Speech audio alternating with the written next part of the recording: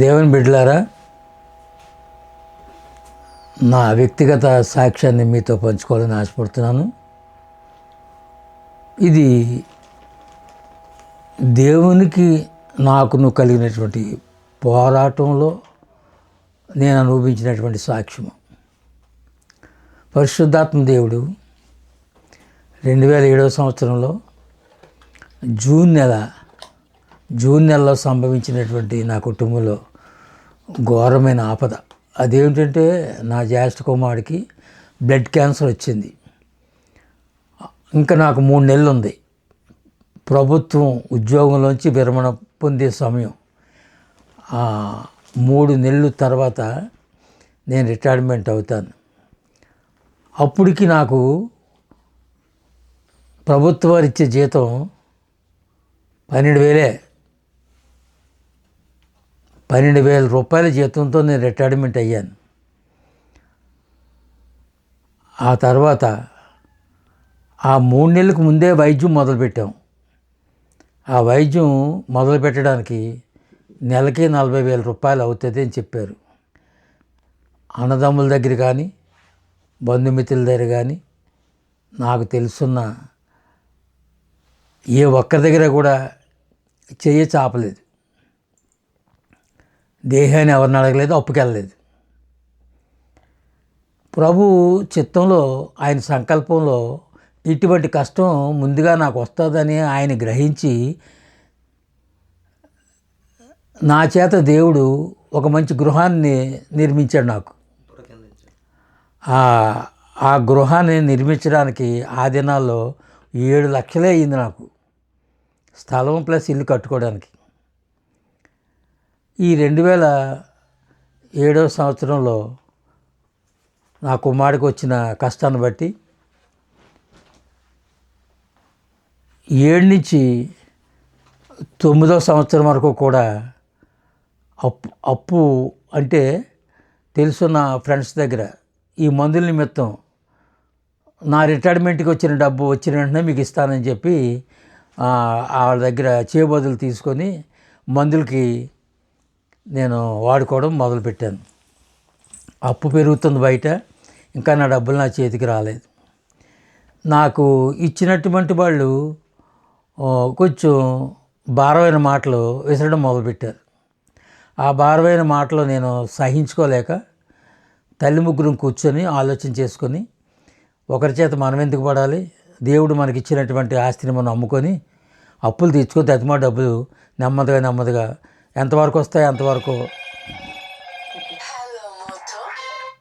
అంతవరకు వస్తే అంతవరకే ఖర్చు పెడదాం, ఆ తర్వాత మళ్ళీ ఆలోచన చేద్దాం అని చెప్పి ఇల్లు అమ్మడం మొదలుపెట్టాం. బేరాలు వచ్చి ఆ దినాల్లో 15 లక్షలకి ఇల్లు అమ్మడం జరిగింది. 15 లక్షల్లోని 2 లక్షలు సుమారు అప్పు పోతే తతిమా డబ్బులు జాగ్రత్త పెట్టుకొని మందులకే వాడాం తప్ప మేము ఏ విషయంలోనూ ₹1 కూడా ఖర్చు పెట్టుకోలేదు. నా చిన్న కొడుకుని అడిగితే ఒక మాట అన్నాడు, మీ కష్టార్జితంతో కట్టిన ఇల్లు అన్నయ్య కానీ నేను కానీ ₹1 ఇందులో పెట్టడానికి కూడా మాకు ఉద్యోగాలు లేవు, అప్పుడు ఇంకా చదువుకుంటున్నాం. అందు నిమిత్తము ఈ అమ్మిన డబ్బు తన మందుల ఖర్చుగా ఉపయోగించండి, నాకు ₹1 కూడా అవసరం లేదని నా చిన్న కొడుకు త్యాగపూరితమైన మాటలు మాట్లాడాడు. ఆ డబ్బు కొంతకాలం పనిచేసింది. తర్వాత మందులకు కూడా మళ్ళా కరువు వచ్చింది, మందులు కొనుక్కోవడానికి డబ్బు లేకపోయింది.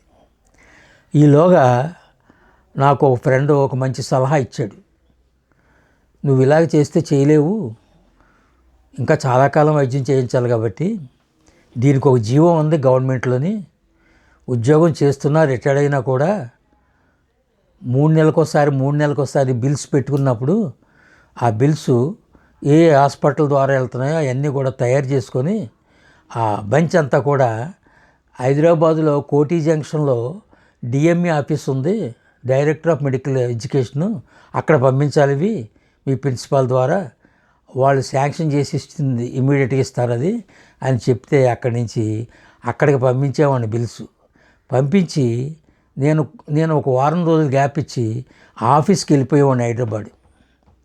ఇట్టి మాదిరిగా నేను ప్రభుత్వానికి పంపించిన ఆ ఆ బిల్స్ కొంత వారికి పారితోషికం కూడా ఇచ్చి నేను శాంక్షన్ చేయించుకొని తెచ్చుకునేవాడిని. 3 నెలలకి 120, 120, 130, 150 అలాగ అయ్యేది బిల్లు. ఆ బిల్లు పాస్ చేయించుకొని తెచ్చుకొని మళ్ళా ట్రెజరీకి పంపించుకొని దాన్ని ఎన్కాష్ చేసుకొని నేను మళ్ళా మందులకే ఖర్చు పెట్టుకునేవాడిని. ఇలాగ ఇల్లు అమ్మేసాం కాబట్టి నిల్వ నీళ్ళు లేకుండా పోయింది మాకు. మళ్ళీ అద్దెంట్లోకి వెళ్ళిపోయాం. ఇలా జరుగుతుండగా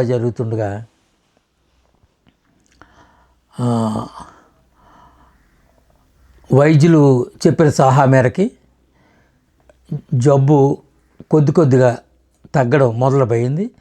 సంవత్సరం మంచి రిపోర్ట్లు రావడం జరిగింది. ఈ విధంగా నేను డబ్బులు ఖర్చు పెట్టుకోలేని స్థితిలో ఉన్నప్పుడు నాకే ఒక మంచి ఆలోచన వచ్చింది. ఈ మెడికల్ ఫైల్ ఎంతైతే ఉందో అంతా పట్టుకొని నేను హైదరాబాదు సీఎం ఆఫీస్కి వెళ్ళాను. అప్పుడు రాజశేఖర రెడ్డి గారు సీఎం. అప్పుడు అక్కడ గన్మ్యాన్లు అడిగితే లోపలికి పంపించడానికి అధికారం ఎవరికీ లేదన్నారు. అక్కడ ఒక గన్మ్యాన్ని నెమ్మదిగా నేను మంచి మాటలతో మాట్లాడి దేవుని యొక్క మాటలతో అతన్ని బెండ్ చేసుకొని అప్పుడు అతను మనసులో మంచి సంపాదించుకున్నప్పుడు అతను లోపలికి వెళ్ళి రాజశేఖర రెడ్డి గారి సీఎం గారికి కాకినాడ నుంచి పలానా వ్యక్తి వచ్చారు, మిమ్మల్ని కలవాలంట, లేకపోతే పర్మిషన్ ఇవ్వకపోతే ఇక్కడ చనిపోతాడట అని చెప్పడం జరిగింది. ఆ మాట విన్న సీఎం నన్ను ఇమ్మీడియట్గా లోపలికి ఆహ్వానించడం జరిగింది.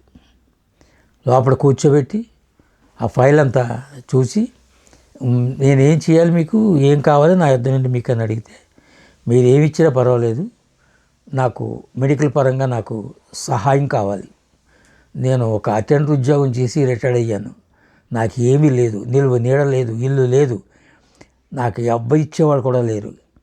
మీరు ఎంత సహాయం చేస్తే ఆ సహాయం పుచ్చుకొని వెళ్తానని చెప్తే వెంటనే 10 లక్షల రూపాయలు చెక్ రాసి ఇచ్చారు రాజశేఖర రెడ్డి గారు. అది నేను కాకినాడ తీసుకొచ్చి గవర్నమెంట్ స్టేట్ బ్యాంక్లో వేసుకుంటే ఎన్కాష్ అయింది. అది కొంతకాలం పనిచేసింది ఆ డబ్బులు. ఆ తర్వాత మళ్ళీ నేను డిఎంఈకి బిల్స్ పంపించుకునేవాడిని. అలాగే ఈ ఈ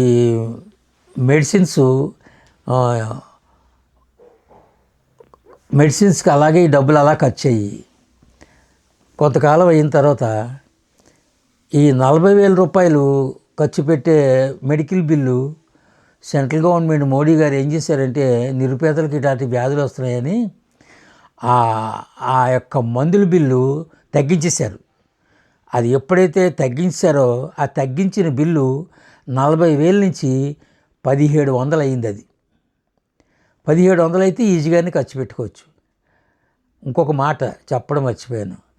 నేను రిటైర్డ్ అయిన తర్వాత నాకు ప్రభుత్వం వారు ఏర్పాటు చేసిన పెన్షను 2,800. ఈ 2,800తో 40,000 ఎలాగా ఖర్చు పెట్టాలి, ఈ 2,800తో సరిపోతుందా మందులని ఆలోచన చేసి అప్పుడు ఈ బిల్స్ పెట్టడం జరిగింది.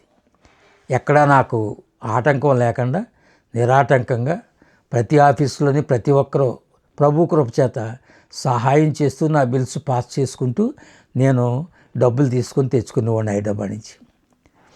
అప్పటికి ఇంకా రాష్ట్రం విడిపోలేదు. ఆ రకంగా నా కొడుకు వైద్యానికి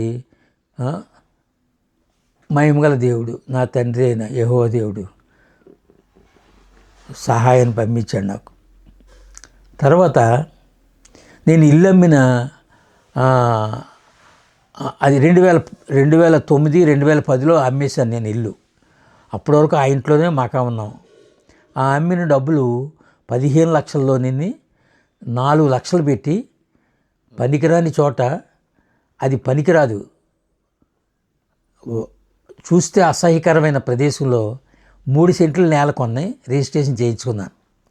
దాన్ని ఇప్పుడు వరకు అలాగే ఉంచేశాను. అది దేవుని సంకల్పం ఏమో, ఎంతమంది వచ్చి అడిగినా మేము అమ్మలేదు, అది అలాగే ఉండిపోయింది. ఆ ఉండిపోయింది 4 లక్షలు కొన్నది ఈవేళ 30 లక్షల విలువ పెరిగింది అక్కడ. అది నా చిన్న కుమారుడికి రిజిస్ట్రేషన్ చేసి ఇవ్వడం జరిగింది. ఆయనకి మేమేమి ఇవ్వలేదు కాబట్టి అది నా పెద్ద కొడుకు సమ్మతి మీద జరిగింది. అందుచేత దేవుడు నేను ఖర్చు పెట్టిన డబ్బంతా కూడా దేవుడు మాకు రూపాయలు ఇచ్చేసాడు. మళ్ళీ ఈ చోడవరం గ్రామంలో 3 సెంట్లు నేలకొని మేము ఇక్కడ పరిశుద్ధ మందిరాన్ని ఏర్పాటు చేసుకున్నాం సేవ నిమిత్తం. అది కూడా ఒక 20 లక్షల ఆస్తి పెరిగింది ఇప్పుడు. అంటే మేము ఎంతైతే ఖర్చు పెట్టామో అంతా ప్రభు మాకు ఇచ్చినట్టే లెక్క. అలా తృప్తిపడి జీవిస్తున్నాం. నేను పడిన కష్టం ఎవరో పడకూడదు. నేను చాలా కష్టపడ్డాను. ఏ ఒక్కరి మానవుల యొక్క సహాయం పొందలేదు. ప్రభు దగ్గర ప్రార్థన చేసుకునేవాళ్ళు నేను నా సతీమణి. ఆ ప్రార్థన మేము కార్చిన కన్నీరు దేవుడు ధనం రూపంలో ఇచ్చేవాడు మాకు అలాగా. అప్పుడు నేను బైబిల్లో ఒక మాటను జ్ఞాపం చేసుకొని తృప్తిపడేవాడిని. 1 పేతురు 5వ అధ్యాయం 6వ వచనంలో దేవుడు తగిన సమయమందు మిమ్మల్ని హెచ్చించినట్లు ఆయన బలిష్టమైన చేతి కింద దీన మనస్కులై ఉండి అని లేఖనాల్లో పేతురు గారి చేత రాయించాడు ప్రభు. ఆ వాక్యాన్ని అప్పుడప్పుడు చదువుకొని నేను బలపడుతూ నా ఆత్మధైర్యాన్ని కోల్పోకుండా ప్రభు పాద సన్నిధిలో కన్నీరు కారుస్తూ ఇంతవరకు జీవిస్తూ ఉన్నాను. ఇప్పుడు నా వయసు 80 సంవత్సరాలు. ఈ 80 సంవత్సరాల్లో అప్పుడప్పుడు చిన్న చిన్న అనారోగ్యాలు వచ్చిన ప్రభు ఆయన గాయపడిన సొంత నన్ను ముట్టి సంపూర్ణ ఆరోగ్యం ఇచ్చి స్వస్థపరుస్తూ నిలబెట్టుకున్నాడు. ఆయన నామమునకు మహిమ ఘనత ప్రభావములు కలుగునుగాక. ఆమెన్.